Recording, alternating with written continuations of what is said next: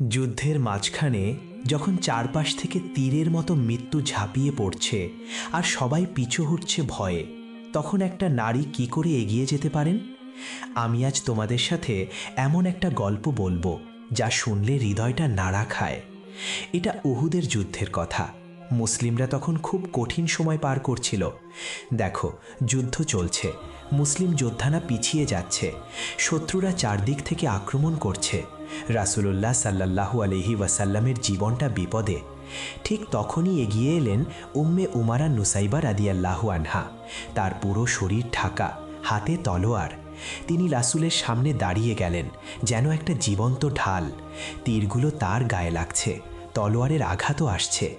ইতিহাস বলে সেদিন তার শরীরে 12টা গভীর ক্ষত হয়েছিল, কিন্তু তিনি টলেননি।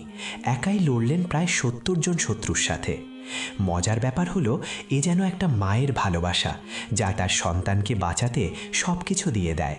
তোমরা কি কখনো এমন সাহসের কথা ভেবেছ? এই ঘটনা কুরআন আর হাদিসে আছে। সূরা আলে ইমরানে আয়াত 139 থেকে 175-এ আল্লাহ ধৈর্যশীলদের জন্য সুসংবাদ দিয়েছেন। আর হাদিসে বুখারী শরীফের কিতাব 59 হাদিস 322-এ রাসূল সাল্লাল্লাহু আলাইহি ওয়াসাল্লাম নিজে বলেছেন, উহুদের দিন আমি যেদিকে তাকাতাম উম্মে উমারাকে আমার পাশে যুদ্ধ করতে দেখতাম। সুবহানাল্লাহ! এটা শুনে কি তোমাদের মনে বিস্ময় জাগে না?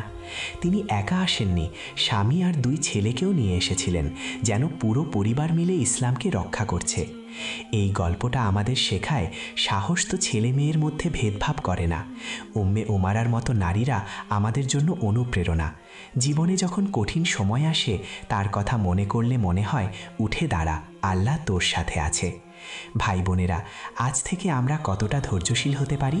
সুবহানাল্লাহ! আল্লাহ সবাইকে তার পথে অটল রাখুন। আমিন।